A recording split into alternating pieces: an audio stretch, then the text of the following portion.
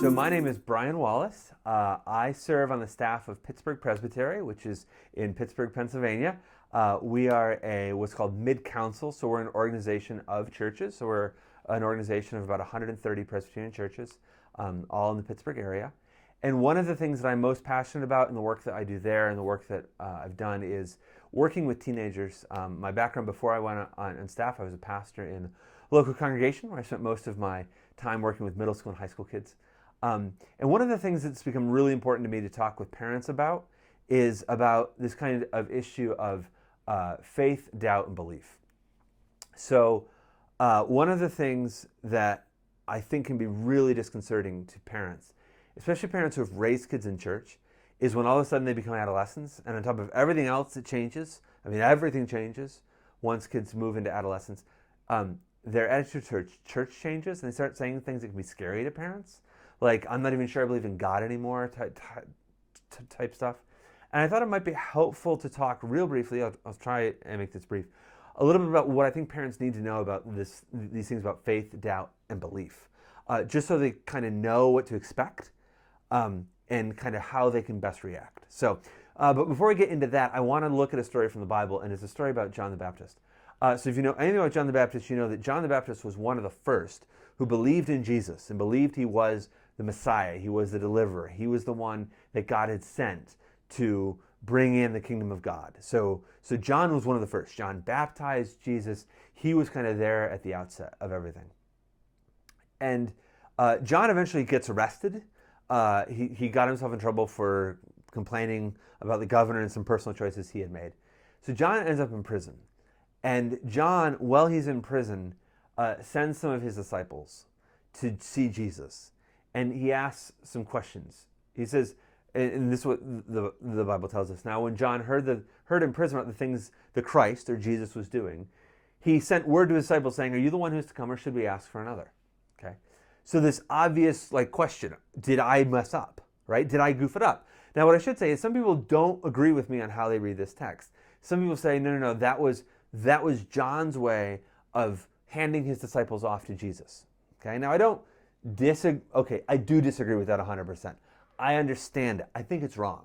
I think part of it is that we're afraid to wonder, did John have doubts? Did John the Baptist have questions? Was John the Baptist sitting there going, man, maybe I was wrong about this Jesus guy? To me, that's a lot more powerful of a story. And it rings more true. You see, John had expectations of what Jesus was going to be like. He had very clear expectations about what the kingdom of God was going to be like. And it was nothing like what Jesus was doing. Jesus was coming with compassion and healing people and welcoming sinners. And that's not what John expected. John expected maybe even a revolution of like good people getting what they deserve and bad people getting what they deserve. And instead, it's just not what Jesus was doing at the time. So he had some good questions, and he sends his disciples, and the disciples ask this question. And I think what's so important is kind of Jesus' response. He responds two ways. First, he lists off all kinds of stuff that he's doing. And he goes, go back to John and tell him what you see. And he draws a whole bunch of connections to the Old Testament and says, look, I'm doing exactly what the Messiah, what the deliverer was supposed to do. But then he goes on and he praises John. He doesn't criticize him. He doesn't berate him. He doesn't talk down. Oh, how could John, you of little faith, how could you give up so early? How could you walk away? He praises John, right? He validates John's question. He doesn't ridicule it. He validates the question. He sends his disciples back. Go and tell John what you see. Why? Because it was a good question. That's why. They asked John had a good question. Wait, did we get this right or did we get this wrong? And part of why I think this story is so important for us to understand is that what happens to so many people, what happens to so many teenagers when they get into that middle school, high school age, is that they suddenly develop questions that they don't know what to do with. And I'll tell you a story about that. When I was leading a church, leading a youth group, I was on a middle school mission trip, and it was the last night of the mission trip. And at the end of the trip, I've learned that I just kind of had to let kids do what they needed to do. Some kids were exhausted and needed to go to sleep. Some kids wanted to stay up and talk. And some kids wanted to talk about serious stuff. So I just said, look, we're done for the night. I'm here. If you want to talk to me. You can go talk to another leader. You can go to bed, whatever. And this girl came up to me, and she had just finished 7th grade. And she said to me, Brian, a few years ago, I had this whole faith thing figured out. And I don't know what's happened in the last 2 years. In 5th grade, I was like the church Sunday school all-star, and now I just don't know. I've just got all these questions. And I remember that I was just so excited. I really was. I was so excited when she said, I've just got all these questions. Because here's the thing I've learned, and this is what I want you to know right at the outset. The questions that your kids are going to come up with are wonderful. Most of them. Some of them aren't. Some of them are going to be weird and just odd and awkward. But a lot of them are going to be really good, heartfelt questions. And the reason that they have questions is a couple-fold. One, their brain has changed, right? If you remember being a teenager, your brain fundamentally shifts how it operates from late elementary school years into middle school and high school. Your brain has changed. So things that you used to understand and think about in a certain way, suddenly you understand very, very, very, very differently. And you're thinking very, very differently about. So suddenly things you kind of accepted to be true, suddenly you're like, well, wait a minute, what about all this? But the other thing is simply this, if you've grown up in church like I did, the stuff that we sometimes believe seems like normal, and it's not. It's actually kind of weird. Let me explain what I mean. I have this statement. I talk about why if it's simple, isn't it easy? I believe following Jesus is actually very simple. We're asked as followers of Jesus to do 3 things. We're asked to love God and to love others as ourselves, right? So love God, love others, love ourselves. 2, 3 things that we're basically asked to do. That's it. That's the whole of everything else. Everything that we're asked to do comes down to those simple things. But it's not easy, right? It's not easy. And why isn't it easy? Well, I think there's kind of 2 reasons that it's not easy. I think one is a little what I said. Sometimes the things that we ask people to believe, namely that the Son of God walked on earth and that he died and 3 days later walked out of a tomb, those are a little, I don't want to say crazy, that's not the right word. Those are intense. Those are intense beliefs, right? Those are significant. Those are not normal, right? Dead people stay dead. Humans who walk around on earth are just humans. They're not gods. And we believe that the Son of God, the one who created the whole universe, or through whom the whole universe was created, walked on earth. That's a little weird, maybe. Let's be honest. And that he died and walked out of a tomb.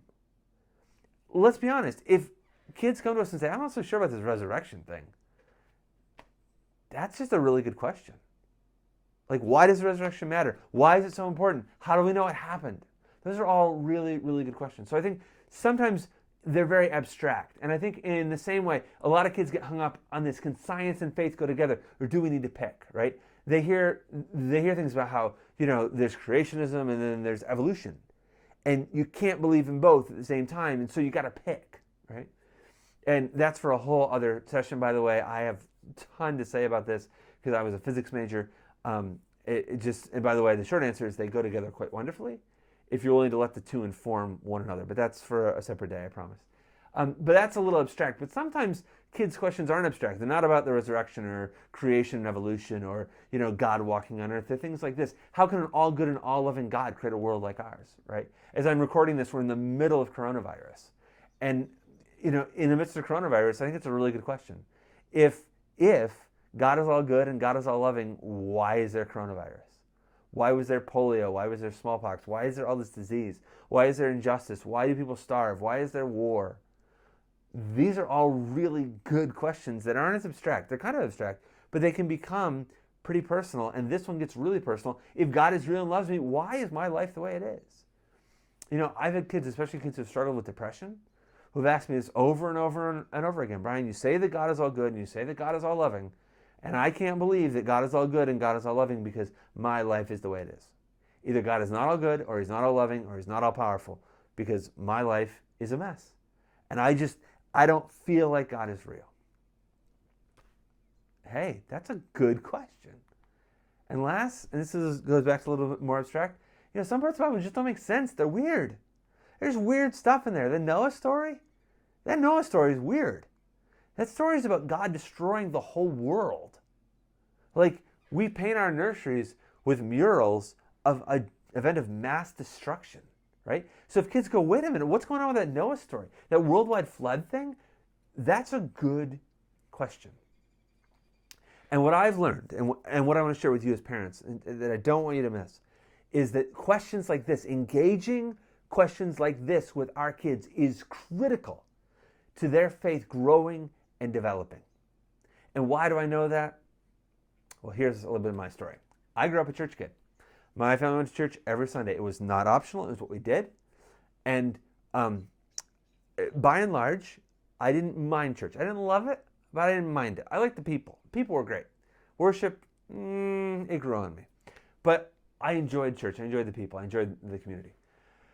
I was confirmed. I was involved in stuff. I went to youth events. I went to retreats. I did all that kind of stuff. And right about age 16, I can't explain it except to say it stopped working for me. It stopped working. This thing called faith that I had so embraced and practiced just stopped working. And I couldn't figure out why. And I didn't want to tell anybody because it was kind of embarrassing. I just really struggled. And in the spring of my junior year, so at this point I was 17, things went from bad to worse when my grandfather died. So I was already having a lot of doubts and questions, and then this bad thing happens in the middle of it. And, look, grandparents dying, that's normal. But when you're 16, 17, that's still a big deal. So I was really wrestling with this. I really didn't know what to do with all this. And I remember one night going upstairs to my room, and I laid in bed, and I actually laid face down in a pillow, and I said this. I said, God, I know you're not real, but if you are. And I stopped. I didn't get anything else out of that prayer. I didn't have a request. I didn't say, God, if you're real, show me. I just said out loud, God, I know you can't exist, but if you are, and just stopped. God, I know you're not real. I remember that moment so clearly. And I don't want to say everything changed suddenly. It didn't. It's not like all of a sudden I woke up the next day and my faith was perfect and it was right back together again. It wasn't. It took me a long time to begin to piece things back together because the faith that I had just didn't work anymore. It broke. And I had to kind of put something new back together. But the turning point in all that was when I finally admitted out loud my doubts and my questions. When I suddenly realized that those doubts and those questions, that those were okay, they were okay to ask, that was what actually turned my faith. And what I now understand is that as my brain developed and as I grew and as I learned new things, the things that I had learned and the way that I had learned them stopped working. My brain had shifted. There was nothing wrong with me. There was nothing wrong that anybody did. My parents did anything wrong. My church didn't do anything wrong.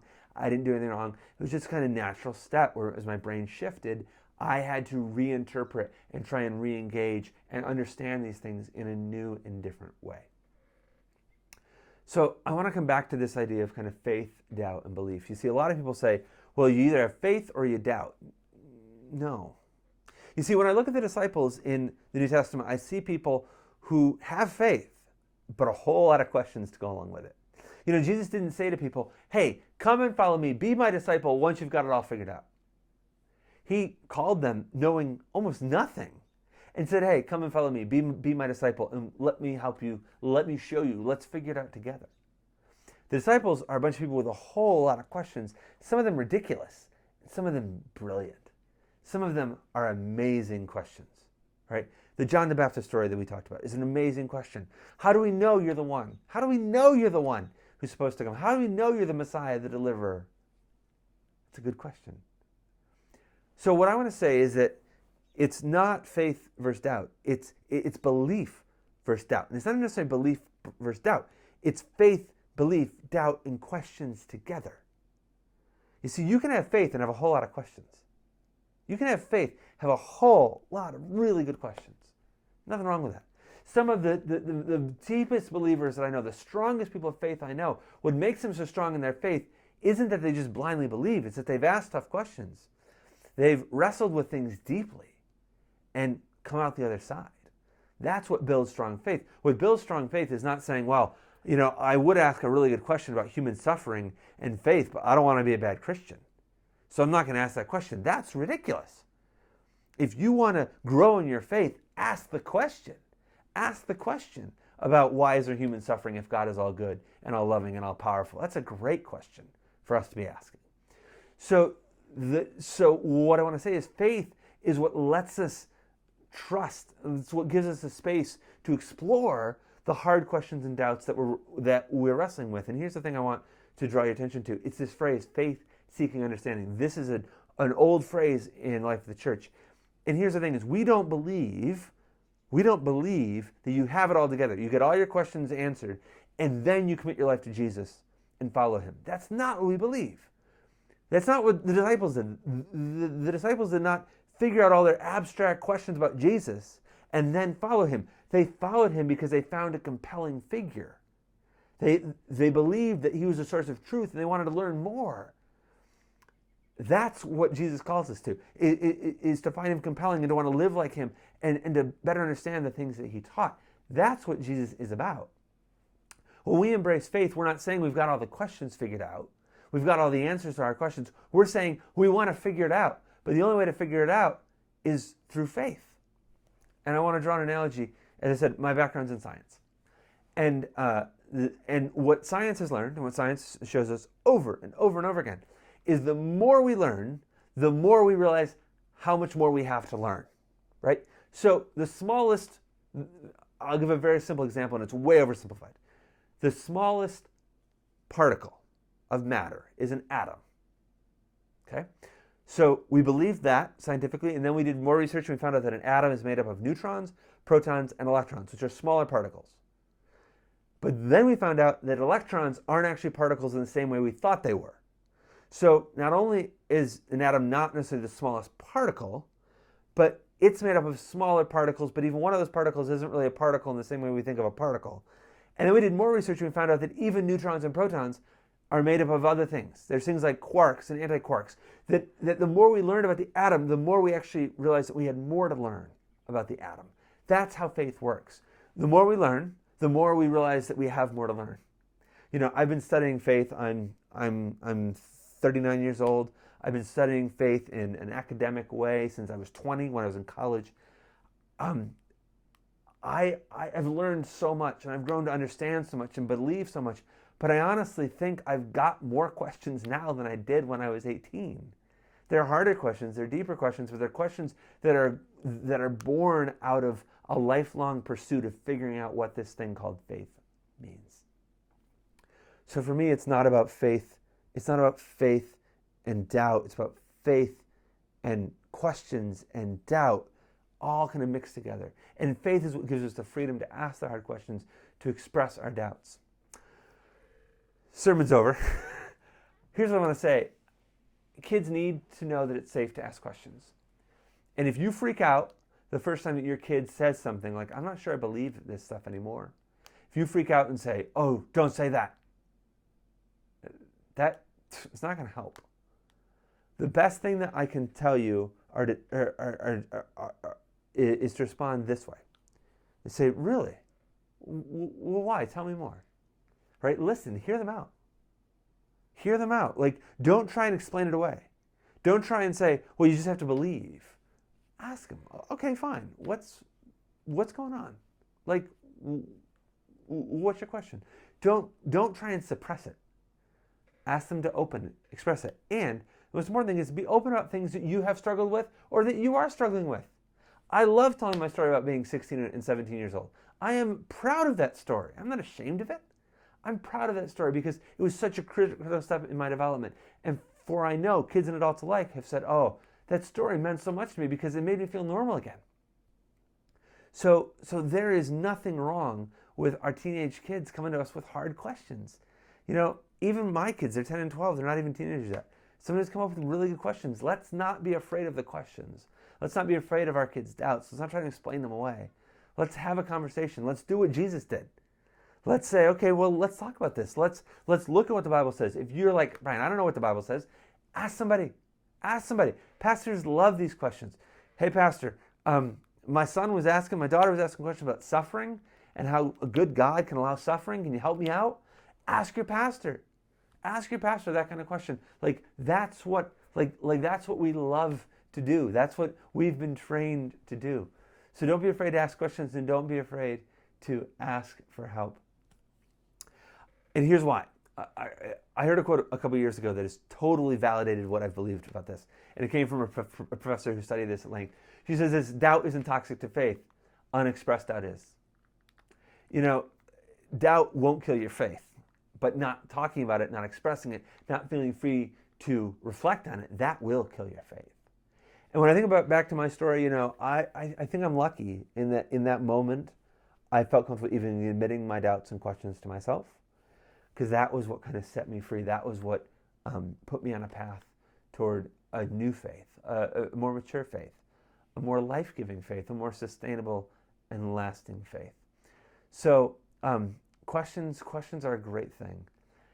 And I'm going to come back to that story I told you about that 7th grader, because a year later, that girl was an 8th grader. She was doing confirmation. She was in my confirmation group. And it had come time to write her statements of faith. And she was really worried about writing her statement of faith. But when she finally wrote it, something had clicked for her. And she wrote something to the effect, I don't know the quote, something to the effect, I was worried when I started confirmation that whatever I wrote in my statement of faith, that was what I was going to have to believe forever. But now I know that's not true. What I know is that what I believe today won't be what I believe tomorrow, it won't be what I believe in the future, but it is what I believe today. And that's going to change, and that's okay. And that's the thing about this idea of faith-seeking understanding. Chances are, if you're a parent, what you believe, or at least how you believe it, the depth of which you believe things, has changed over time.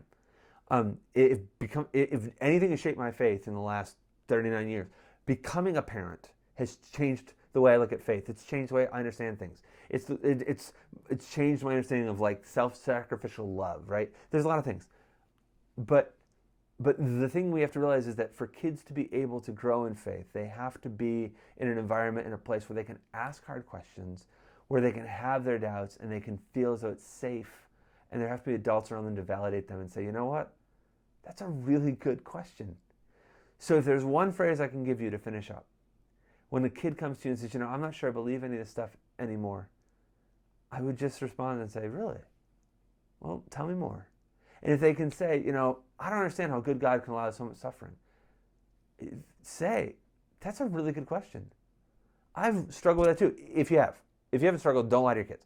But if you struggled, say, that's a really good question. I've struggled with that too. What do you think? And sit down and talk about it. Let them engage it. Let them know that it's safe to come to you. Parenting's not easy. If there's one thing I've learned about parenting from working with a lot of teenagers and now parenting my own kids, parenting is not easy, and there's no kind of right way to do things. But the thing that I've learned is it's almost never a bad idea to sit down and have a conversation. And that's what I would encourage you to do. Don't be afraid. Don't fear when your kid comes to you with the hard questions, with the statements of doubt, with the rejection of church. That's natural. It's healthy. And they need to do that so they can construct a faith that's going to last past high school and into young adulthood. So don't be afraid. Be welcoming. And remember, you're not alone. This isn't about you answering all your kids' questions. This is merely about you letting your kid know that their questions are okay and that you want to be a conversation partner with them. Blessings, blessings, as you wrestle with the challenge of raising kids in faith. It's not easy. It's simple, but it's not easy, but that's exactly what we should expect. Thanks, and take care.